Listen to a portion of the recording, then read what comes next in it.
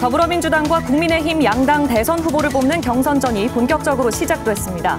양당 모두 경선 후보 등록을 마감한 가운데 각 당 대선 주자들은 경선 레이스에 돌입했습니다. 사상 초유의 관중 사망 사고가 난 창원 NC파크에 안전 점검이 형식적이었던 것으로 확인됐습니다. 제대로 점검했다면 안타까운 사고를 막을 수 있었다는 지적입니다. 홍남표 전 창원시장의 당선 무효로 지역 대형 사업들이 잇따라 표류할 위기에 놓였습니다. 민간 사업자의 기업 회생 절차로 사업 지연이 불가피해진 구산 해양관광단지 사업을 짚어봤습니다.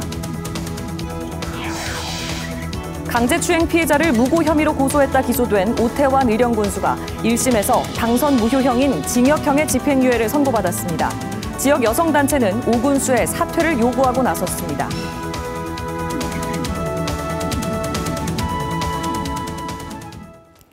안녕하십니까? 7시 뉴스입니다.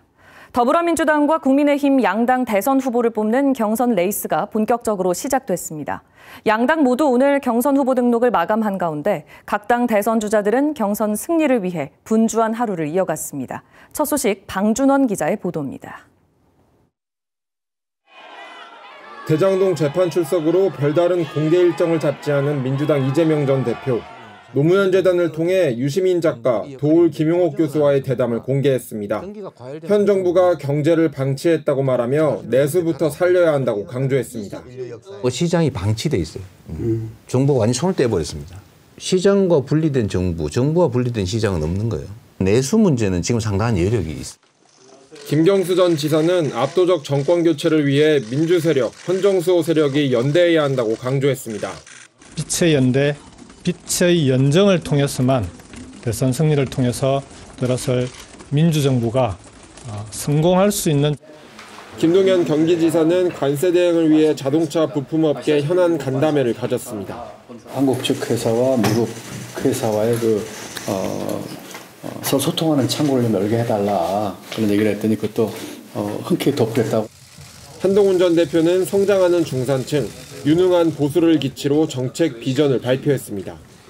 중산층은 스스로를 중산층이라고 느낄 수 있어야 하고 서민층은 의지와 노력만 있다면 중산층으로 도약할 수 있어야 합니다. 박정희 대통령 기념관에서 만난 김문수 전 장관과 이철우 경북지사는 지지층 결집을 도모했습니다. 이재명 후보를 이기기 위해서 어떤 경우든지 간에 힘을 합쳐야 된다는. 똘똘 뭉쳐서 당선시키는 데 목적을 둬야 되는데 제3지대에 어떻게 되느냐 이런 이야기 하는 것은 잘못됐다. 홍준표 전 대구시장은 헌법재판소 공수처 폐지와 함께 당선 시 청와대 복귀를 약속했습니다.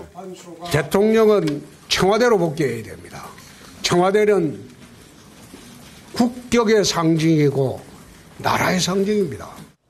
나경원 의원은 AI 강국을 만들겠다며 경제 공약을 발표했습니다. 최소 10조 원 이상을 과감하게 투입해서 최첨단 GPU 5만 이상을. 안철수 의원은 검사 출신 후보는 이재명 전 대표에게 가장 쉬운 상대라며 한동훈 전 대표 견제에 나섰습니다.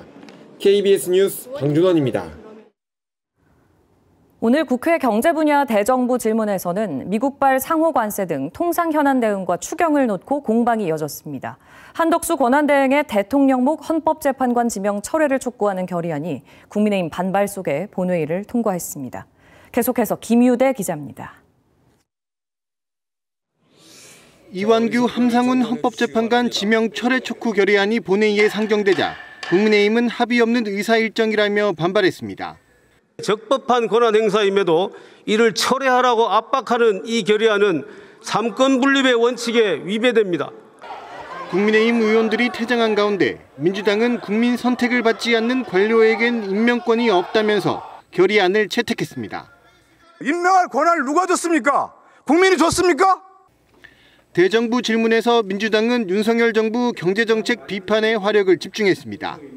큰 짐만 남기고 떠나는 정부다 이렇게 평가하고 싶습니다.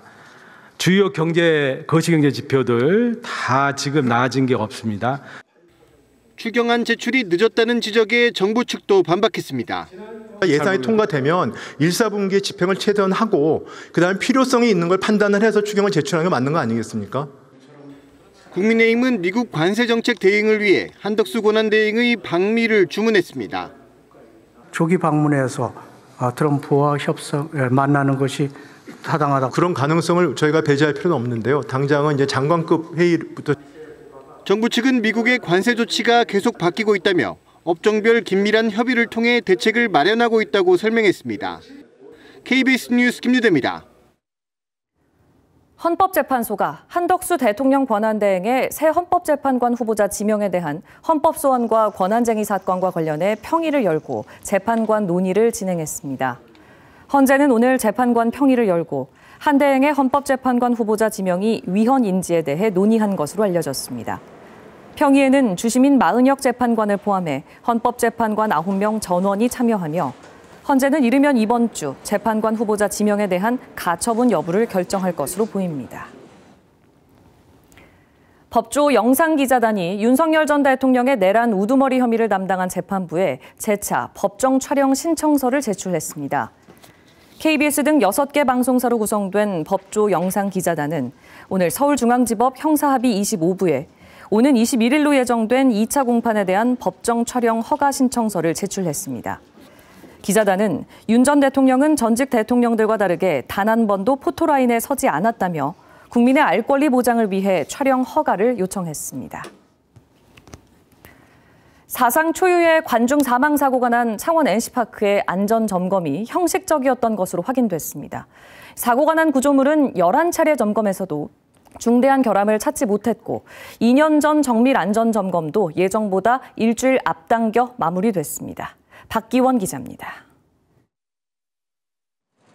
관중 1명을 숨지게 하고 2명을 다치게 한 알루미늄 구조물 루버입니다. 무게 60kg 구조물이 4층 높이에 설치됐지만 겨우 나사못 4개에 의지해 매달려 있었습니다. 이런 구조물이 창원 NC파크에 무려 230여 개가 설치되어 있습니다. 부상이 됐고 사망했다는 것은 중대한 결함이라고 봐야 되는 거죠. 확인을 했었으면 충분히 막을 수가 있었던 이제 그런 사고로 봐야죠. 루버 안전점검은 제대로 이루어졌을까? 정부의 시설물 통합관리 시스템을 확인했습니다. 창원 NC파크는 반기마다 한 번씩 모두 10차례 정기 안전점검을 받은 것으로 기록은 되어 있습니다. 하지만 10차례 모두 중대 결함이 없는 양호로 등급을 받았습니다. 사고 넉 달 전 창원시설공단 직원 2명이 진행한 마지막 점검에서도 제대로 된 사고 구조물 점검은 없이 중대 결함 없음으로 결론 냈습니다. 2년 전 외부 업체에 의뢰한 정밀 안전 점검 결과는 어땠을까? 취재진이 단독으로 400여 쪽 분량의 정밀 안전 점검 보고서를 입수해 분석했습니다. 하지만 루버에 대한 점검 내용은 없고 건물 외관을 멀리서 찍은 사진 2장이 전부입니다. 정확하게 보이진 않죠. 이 관리 조치에서 그렇게 요구를 하는 경우도 있는데 그렇지 않았기 때문에 크레인을 사용하고 이렇게 근접 촬영하고 이렇게까지는 안 돼 있었거든요. 21일 동안 하기로 했던 정밀 안전 점검은 일주일이나 앞당겨 마무리됐습니다. 5만 제곱미터에 이르는 야구장의 첫 정밀 안전 점검이 2주 만에 끝난 겁니다. 프로야구 시범 경기 전에 서둘러 점검이 마무리된 겁니다. 공단 측은 수사 중이라 정확한 사유를 밝힐 수 없다면서도 모든 점검은 충실하게 수행됐다고 밝혔습니다. 11차례에 걸친 안전점검에서 단 한 번도 사고 구조물 루버를 제대로 점검하지 않은 창원시설공단. 사고가 나자 뒤늦게 크레인을 투입해 루버 부착 상태를 일일이 확인하고 나섰습니다. KBS 뉴스 박기원입니다. 2년 전 30명의 사상자를 낸 충북 오송 지하차도 참사와 관련해 첫 대법원 판결이 나왔습니다.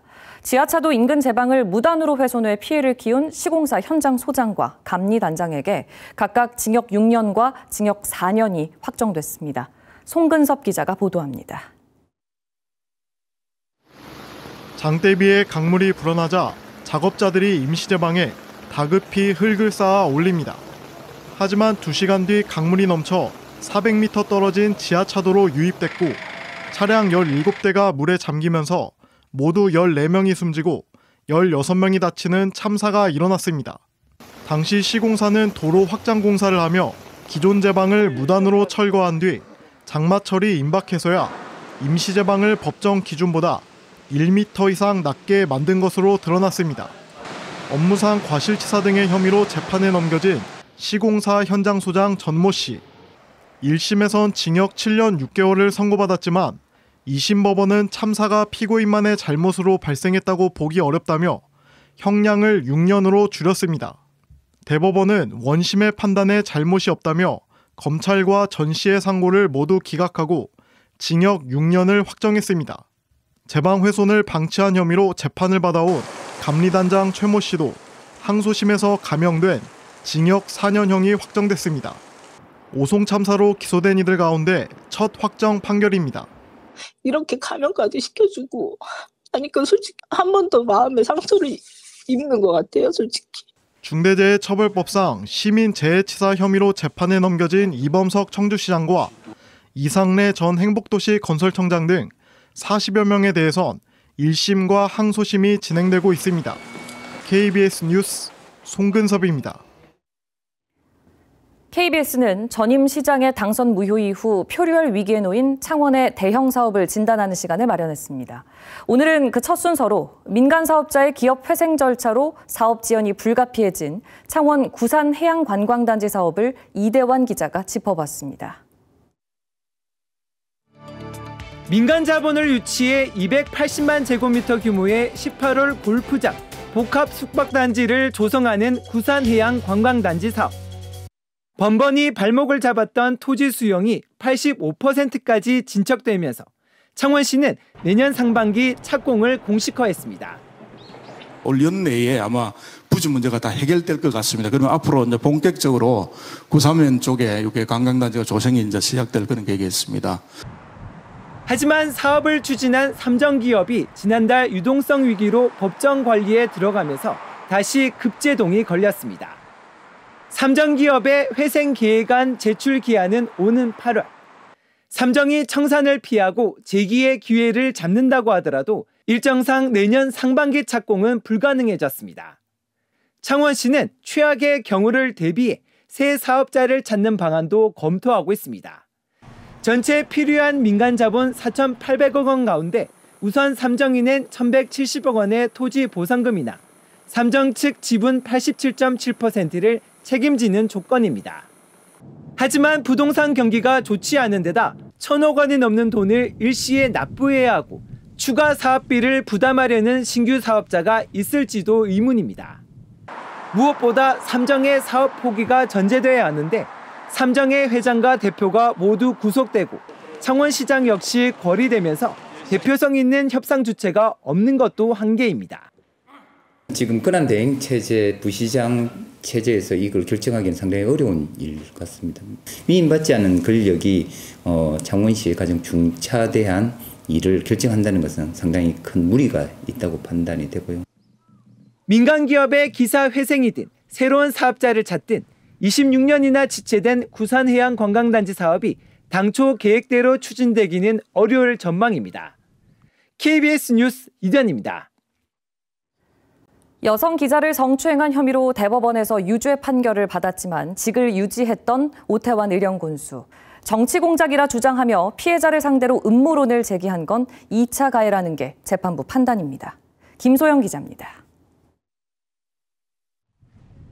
창원지법 마산지원은 무고 혐의로 기소된 오태환 의령군수에게 징역 8개월, 집행유예 2년을 선고했습니다. 금고형 이상의 형이 확정되면 오 군수는 직이 박탈됩니다. 국민께 죄송하다는 말씀드리고 나머지 부분은 항소 여부는 변호인들과 함께 협의해서 검토하도록 하겠습니다. 오 군수는 지난 2011년 6월 의령군의 한 식당에서 여성 기자를 성추행한 혐의로 고소당했습니다.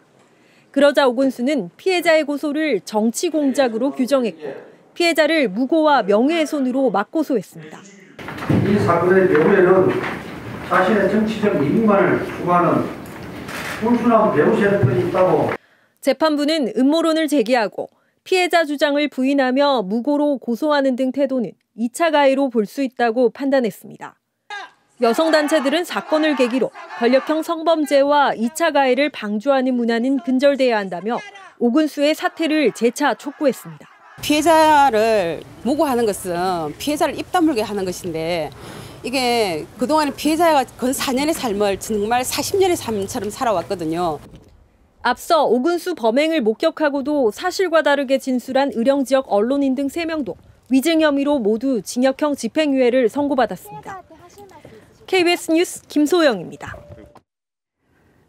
어젯밤 김해의 한 교차로에선 전동 킥보드가 승용차와 부딪혀 중학생 1명이 목숨을 잃었습니다. 이러한 개인형 이동장치 교통사고, 경남에서만 한 해 평균 70건에 이릅니다. 김효경 기자입니다. 비상등을 켠 승용차가 도로 한가운데 멈춰 있습니다.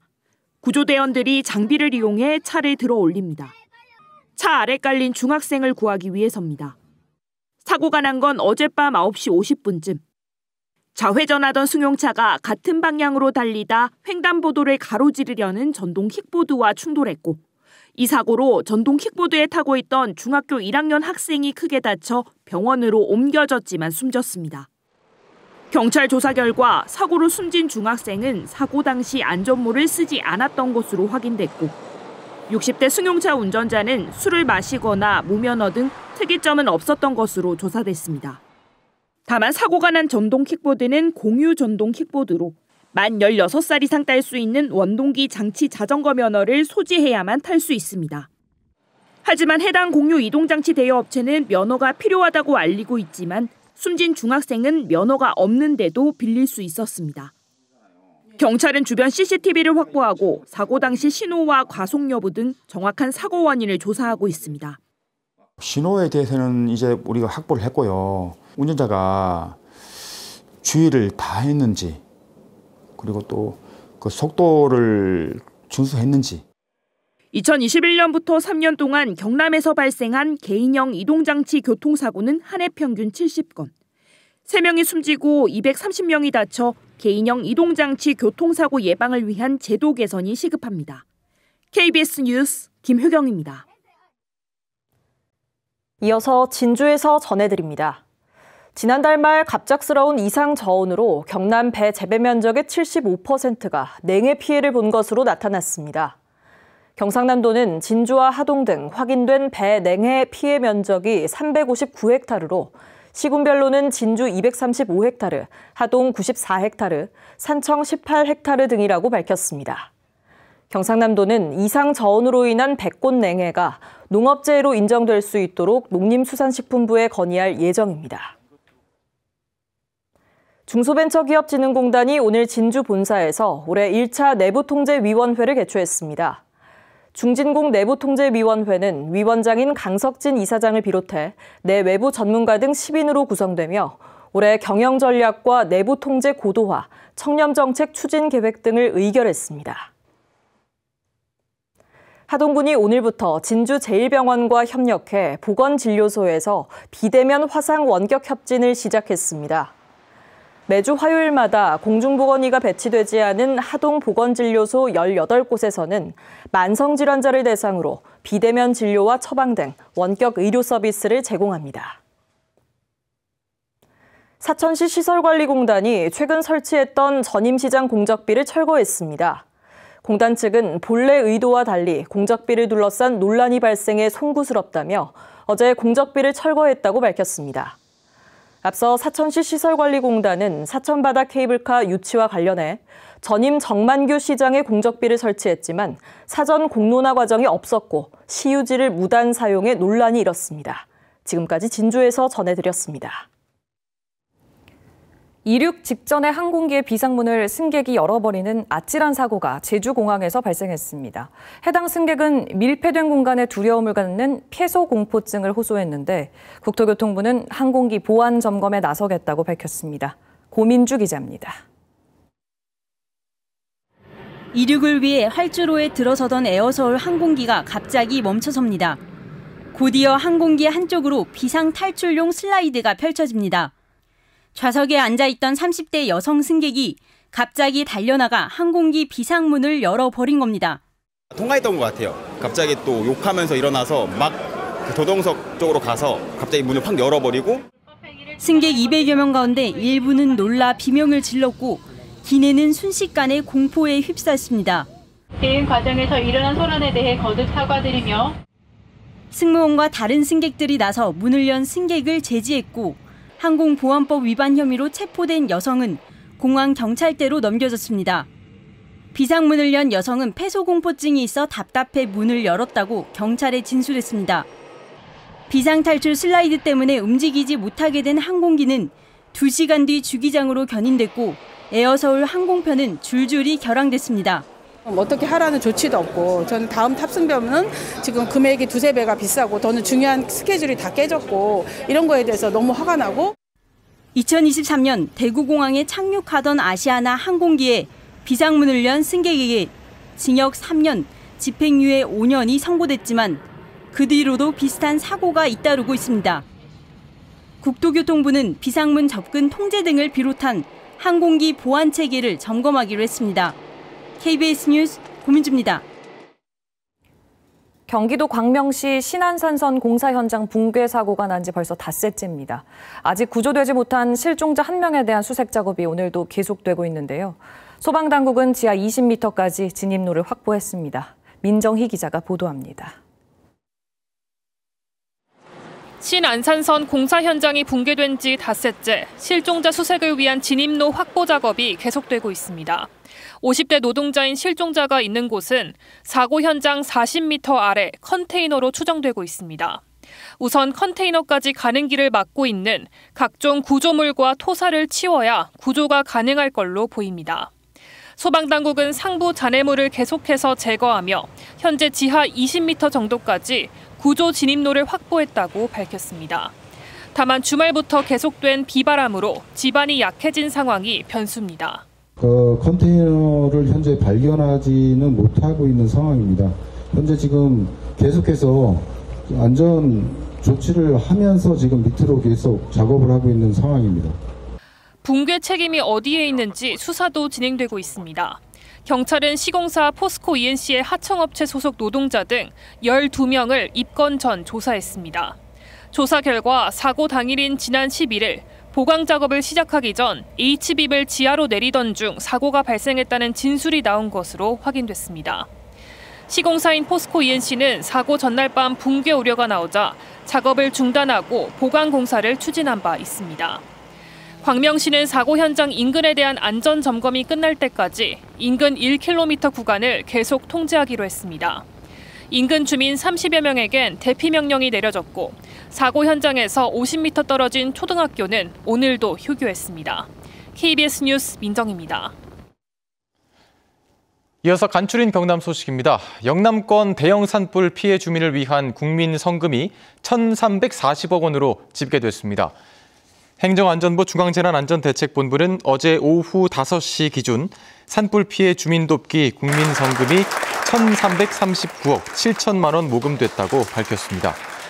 또 산불로 임시 거처에서 생활하는 이재민은 3,500여 명, 시설 피해는 경남 84곳, 경북 8,400여 곳 등 총 8,700여 곳으로 잠정 집계됐습니다. 지난해 경남의 20대 후반 취업자가 외환 위기 이후 최대 폭으로 줄었습니다. 국가 통계 포털을 보면 지난해 경남의 25살부터 29살까지 취업자 수는 9만 2천 명으로 1년 전보다 12% 줄었습니다. 이는 1998년 IMF 외환 위기 이후 가장 큰 폭으로 감소한 수치로 제조업과 건설업의 고용 한파가 장기화하고 또 기업들의 경력직 채용 선호 현상이 뚜렷해진 데 따른 것으로 분석됩니다. 45회 장애인의 날 기념 행사가 오늘 창원 컨벤션센터에서 1,100여 명이 참석한 가운데 열렸습니다. 오늘 행사에서는 모범 장애인 등 16명에게 유공자 표창을 전달하고 장애인 권리 증진과 사회 통합을 주제로 다양한 공연과 전시, 홍보관 등이 마련됐습니다. 경상남도가 고성군 하일면, 자란도 등 섬 지역 3곳을 대상으로 지적 재조사 사업을 추진합니다. 지적 재조사 사업은 땅의 실제 이용 현황과 일치하지 않는 지적도 경계와 지목 등을 바로잡아 재산권을 보호하기 위한 작업으로 측량과 경계 협의, 면적 증감에 따른 조정금 정산 등 후속 절차까지 진행합니다. 경남도 교육청 아이조아 전자도서관이 개관해 서비스를 시작했습니다. 교육청은 인공지능 학습 플랫폼인 아이톡톡 계정을 보유한 경남의 학생과 학부모가 전자책과 오디오북 등 다양한 콘텐츠를 무료로 이용할 수 있다고 설명했습니다. 교육청은 이를 토대로 온라인 독서 동아리와 한 학기 한 권 읽기, 또 학급 독서 토론 수업 등을 운영합니다. 내일 세월호 참사 11주기를 앞두고 전교조 경남지부가 생명안전기본법 제정을 촉구했습니다. 전교조는 사회적 재난 피해자를 보호하고 지원하기 위한 생명안전기본법은 사회적 참사를 막기 위한 최소한의 약속이라며 법 제정을 촉구했습니다. 지금까지 간추린 경남 소식이었습니다. 정부가 12조 원의 추경 예산안을 마련했습니다. 대규모 재난 대비와 통상 대응, AI 산업 경쟁력 강화 등의 수조 원의 예산을 추가 투입할 계획입니다. 이승훈 기자가 보도합니다. 정부가 오늘 밝힌 추가 경정 예산안 규모는 12조 원입니다. 당초 알려졌던 10조 원보다 2조 원이 증액됐습니다. 먼저 산불 같은 대형 재해나 재난 대응에 3조 원 이상을 배분했습니다. 재난 피해 복구를 위한 재해 대책비를 기존 5천억 원에서 1조 원 이상으로 보강하고 신축 임대주택 1,000호와 이재민 주거 안정 자금 등도 지원합니다.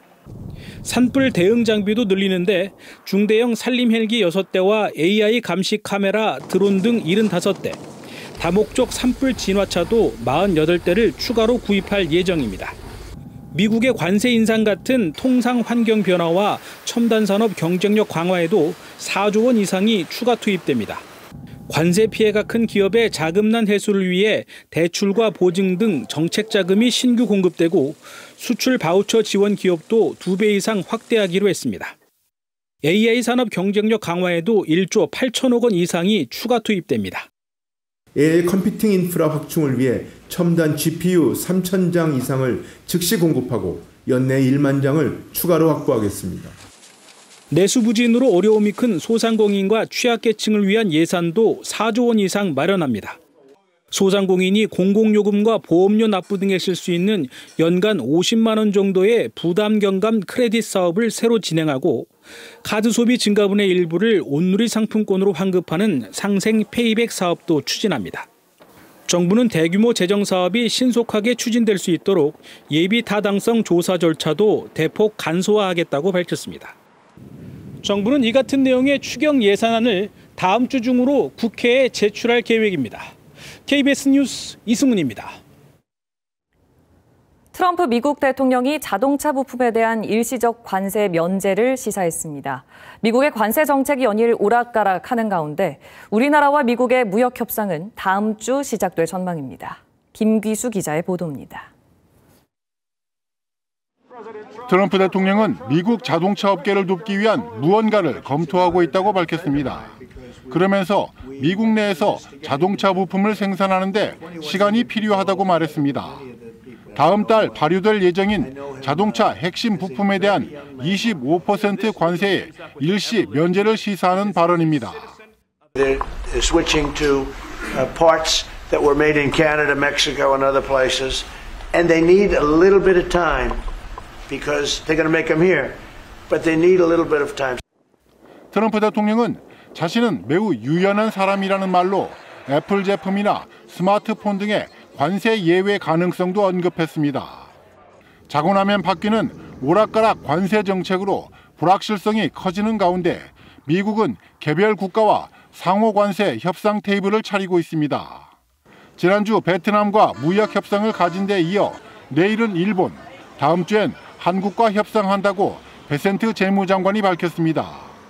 안보 문제가 얽혀 있고 대미 흑자 규모가 큰 나라들과 우선 협상을 하는 건데 베센트 장관은 먼저 합의하는 나라가 유리할 것이라고 강조했습니다. I think there will be advantage to our allies, especially in a first mover advantage. Usually the first person who makes the deal gets the best deal. 베센트 장관은 145%의 관세를 때린 중국에 대해선 경제적, 군사적 라이벌이라는 점에서 협상이 더 어려울 거라고 밝혔습니다.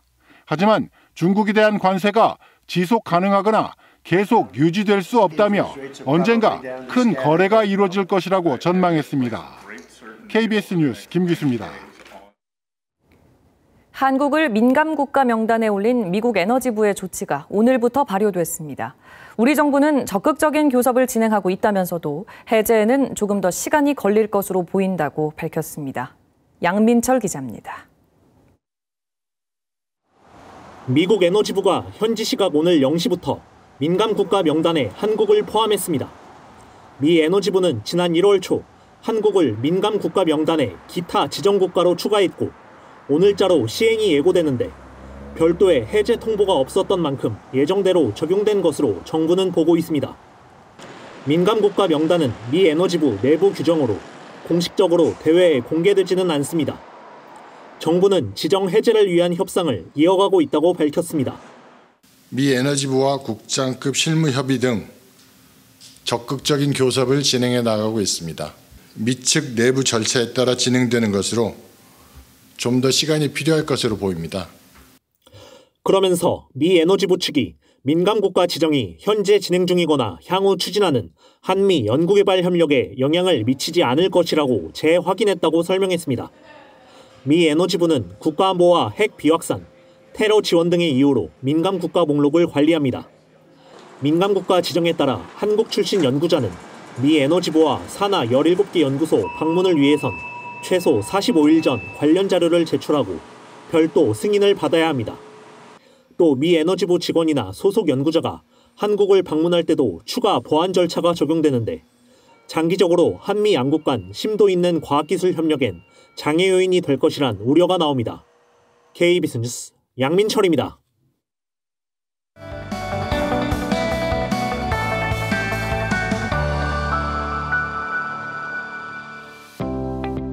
우리나라 국민 5명 중 1명은 반려동물을 키우는 시대. 하지만 그만큼 버려지는 동물도 많은데요. 매년 10만 마리 이상의 반려견이 버려져 보호소에서 장기 보호하거나 안락사 위기에 처해 있습니다. 사천시는 모바일 입양 플랫폼을 도입해 문제 해결에 나섰는데요. 유기동물 입양으로 새로운 가족을 만드는 현장으로 가봅니다.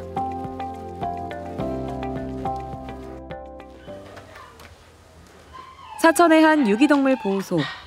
직원들이 출근하자마자 향하는 곳은 강아지들이 머무는 공간입니다. 시에서 보호 중인 유기견은 60여 마리. 한번 버림받았던 개들이라 더 관심을 두고 신경 쓰는데요. 건강 체크는 물론 안전하고 쾌적하게 지내도록 보살핍니다. 출근하게 되면 아이들 상태를 제일 먼저 보거든요. 수의사 선생님께서 이제 우리가 매주 화요일하고 목요일 출장 오셔가지고 애들 진료도 봐주시고. 길에서 오래 떠돈 강아지일수록 질병에 걸릴 확률이 높은데요. 보호소에서는 유기견들의 건강 상태를 주의 깊게 살피며 전염병 여부를 확인합니다. 파브 코로나 그리고 지알디아 항원 동시 진단 키트입니다. 전염병이 있다고 하면 격리 조치를 해서 다른 질병에 전염되지 않도록 검사를 하고 있습니다. 보호소에 구조차가 들어옵니다. 동네에 강아지가 떠돌고 있다는 신고를 받고 포획해 왔습니다. 유기견은 보호법에 따라 원래 주인이 개를 찾을 시간과 입양자들이 신청할 수 있는 열흘의 공고 기간을 갖는데요. 곧바로 인터넷에 올릴 사진을 찍습니다. 처음 들어온 아이들 이제 사진을 찍어서 혹시 주인이 있을 수 있으니까 저희가 공고를 올리는 작업을 하고 있습니다. 공고 기간이 끝나게 되면 입양을 보내고 합니다. 시에서는 더 많은 유기견의 입양을 위해 지난해 모바일 입양 플랫폼을 도입했는데요. 유기동물의 정보와 건강 상태 등을 실시간 공유하면서 입양 희망자들이 전국에서 찾아오고 있습니다. 올해 1월부터 3월까지 구조된 유기동물 140마리 중 66마리가 입양돼 입양률 47%를 기록했는데요. 경남 18개 시군 평균 입양률인 16.6%를 크게 넘는 수준입니다. 입양 플랫폼을 통해서 입양 신청서를 또 받을 수가 있어요. 어떻게 키울 건지, 아이들을 키울 목표라든지 어떤 환경에서 아이들을 키울 건지 사진도 보내주세요. 입양자분들의 성향을 갖다가 파악할 수 있으니까 상담에도 큰 도움이 됩니다. 오늘은 온 가족이 보호소를 방문했습니다. 입양 플랫폼에서 미리 사진을 보고 마음에 드는 강아지가 있어 입양을 결심했습니다. 강아지와 친숙한 시간을 보내고 주의사항을 들으며 입양 절차를 진행하는데요. 유기동물 입양은 한 명이 매개체가 돼 주변에도 자연스레 입양을 생각하게 하는 선한 영향력을 전합니다. 가족분 중에서도 유기동물 케어해 주시는 분들이 계세요. 제 주변에 긍정적인 영향을 줄 수 있을 것 같아서 저도 이렇게 보호소에 있는 친구를 데리고 오고 싶었어요. 양산의 한 아파트. 지난해 유기견을 입양한 가정입니다. 퇴근 후 집에 오자마자 강아지 밥부터 챙깁니다. 강아지를 데려와 키우면서 집안 분위기도 일상도 완전히 달라졌는데요. 함께하는 시간만으로도 행복의 웃음이 절로 납니다. 입양한 강아지들이 저희한테 주는 그런 따뜻함도 있고 이렇게 커가는 거 모습도 보고 같이 성장해서 유자랑 저희 세 가족이 너무 돈독해진 것 같아요. 보호소나 쉼터 같은 곳에 있는 친구들이 너무 예쁘고 다 사랑스럽고 보호자 찾는 친구들도 많으니까 좀 더 그런 문화가 자연스럽게 자리 잡혔으면 좋겠습니다. 유기동물은 유기라는 이름표가 따로 있는 게 아니죠. 키울 준비도 없이 즉흥적으로 산 다음 키우기 어렵거나 실증나면 버리는 몇몇 사람들로 인한 안타까운 일인데요. 이제는 유기견 입양이 반려동물 돌봄 문화로 자리 잡길 바라봅니다.